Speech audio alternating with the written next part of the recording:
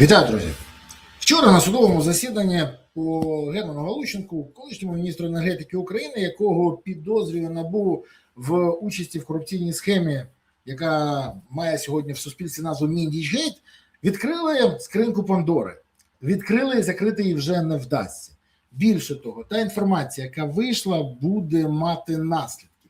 Але головне, влада використовує свої можливості для того, щоб боротися не з ворогами держави, не з тими, хто займається корупцією, а з тими, хто вказує на корупцію, з тими, хто критикує владу і тими, хто заважає владі красти. Ми маємо фактично злодіїв на чолі держави, і про це я сьогодні вам розкажу. Більше того, доведу на фактах. Вчора на засіданні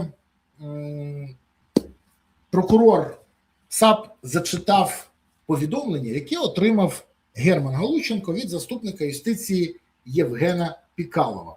От ці два чудових чолов'яги. Зліва Галущенка, справа Пікалов. Доброго дня, пише Пікалов. Поступило прохання від СБУ попрацювати в умовах СІЗО з затриманням керівником підрозділу НАБУ. Завтра, скоріш за все, оберуть запобіжний захід. Просять безоплатну камеру з неприємними сусідами. Мова йшла про Магомедрасулова, і згодом Пікалов скинув Галущенка фотокамери. Галущенко відповів плюс. Фактично, Галущенко погодив камеру з неприємними сусідами. Мова йшла про те, щоб створити Магомедрасулову такі умови, при яких він не просто розкаже все, що є у НАБУ, на цю гоп-компанію, на Міндіча, на Рьошика, на Шугармена, на Алібабу, на самого Галущенка, на всіх. А й фактично допоможе, скажімо так, протидіяти НАБУ. Камера була дійсно жахлива. Не тільки через умови, не тільки через те, що там було, а й взагалі. Це було навмисно одна з найгірших камер, яку тільки змогли підібрати. Чому? Тому що треба було зламати детектива. Але якщо ви думаєте, що так було тільки з Магомедрасуловим, ні. По детективу НАБУ в іншій справі, Гусарову, який теж отримав таку схожу камеру, було все так само. Більше того, завдання було, щоб зірвати операцію по Кісєлю, тому самому народному депутату Кісєлю, який купував голоси і давав гроші депутатам згідно інформації, отриманої від НАБУ. Більше того, Гусаров фактично був підданий тортурам, бо коли в нього в камері не міг він виключити світло, і воно світило подобово, і вночі, і вдень, то це сприймається як тортури. А про те, що там були сморід, пліснява, таргани та інше, це навіть згадувати не треба. Це було теж. Навмисно створювало умови, які повинні були зламати детективів. Більше того, сам Пікалов, оцей час, той, який підбирав камери, і той, який був зачитаний, він дуже активно піарився на тому, як він дуже потужно і незламно проводить реформу пенітенціарної служби. І, до речі, співпраці з ЄС в рамках євроінтеграційних процесів. Як тоді було писали, з урахуванням прав людини та верховенства права. Я хочу запитати, а згідно якого верховенства права погоджувалась камера з заступником міністра, щоб вона була найгірша? А права людини як враховувались в цьому? І от тут відкривається скринька Пандори. Поясню, про що йде мова. Так сталося, що суддя ЄСПЛ, Європейського суду з прав людини від України, Микола Грантовський, він раніше був в комітеті проти тортур.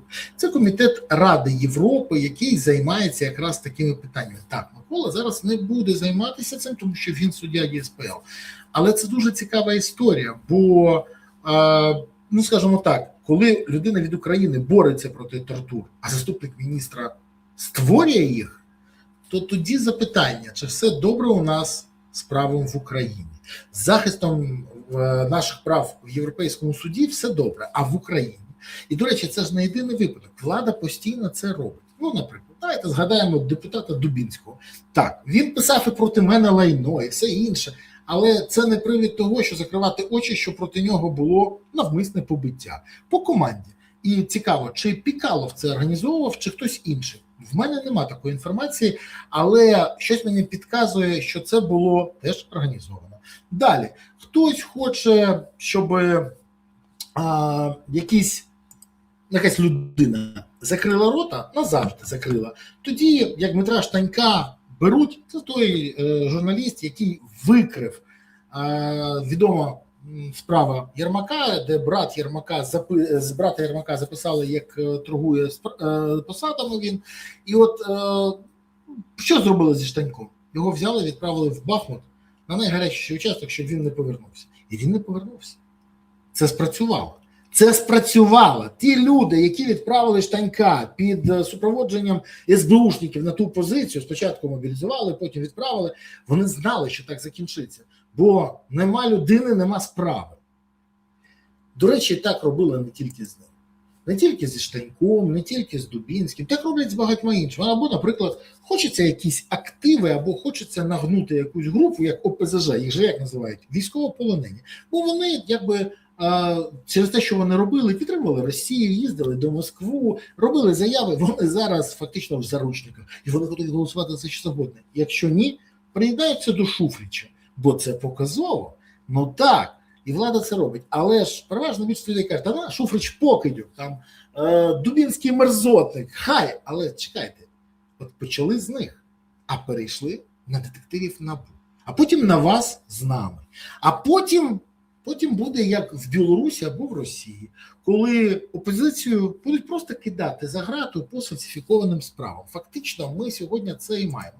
Або, наприклад, так, Ігор Кривецький, відомий як Пупс, щось ляпнув на телебаченні, що дуже не сподобалося владі, і його при перетині кордону витягують зі всього, і відбувається такий догляд, щоб він це зрозумів на все життя. Що можна казати, а що не можна казати. Дивіться, якщо людина порушила закон, то повинна все бути згідно закону. Але ж, коли навмисно використовують владу для того, щоб захистити себе від критики, від боротьби з корупцією, або для того, щоб створити проблеми опозиції, то це називається не правова держава, а Росія. І от те, що ми зараз спостерігаємо, це перетворення правової системи в Україну на російську. Більше того, давайте відверто казати, замовні справи, фейкові справи – це ж не новина.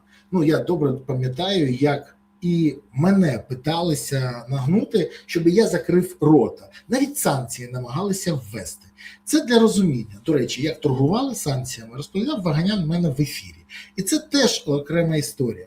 Вони все використовують або для особистого збагачення, або для того, щоб закрити рота тим, хто вказує на те, як вони крадуть і що вони роблять.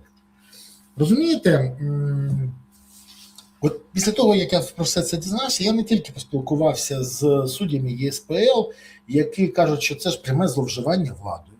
І як мінімум людина повинна бути відсторонена, як мінімум людина, після того, як це зачитали, все фактова історія вже, людина повинна бути, по людині повинна бути справа, але що мені підказує, що Пікалова поки чіпати не будуть. А потім, коли влада зміниться, він втече, шкурне за кордон і буде звідти розповідати, що все не так однозначно.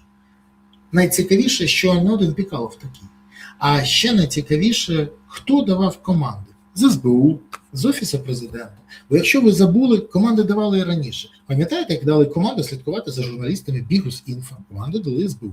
Пам'ятаєте, як дали команду для того, щоб Вітюк, Ілля Вітюк, той генерал бригадний, якому дав нагороду таку, звання таке Зеленський, коли виявили, що в нього незаконне збагачення є, то журналісту, який це виявив, під контролем СБУшника вручили повістку в ЗСУ. До речі, от такими історіями довіру до мобілізації зривали остаточно. Бо коли карають повістками, це 100% не про честь, не про відповідальність і не про те, що це фактично борг кожного громадянина України перед державою. Це про інше. І от таких історій багато. Вони використовують свою владу для того, щоб займатися збагаченням, грабувати державу, і вони знищують тих, хто їм заважає. На це варто звертати увагу. Бо коли мовчали про інших, перейшли далі на тих, хто на боці якби світла, але нікого це вже не цікавить. Бо влада смак отого вкусила і відпускати не хоче. Тому не мовчіть, кажіть те, що є. І не забувайте поширити це відео.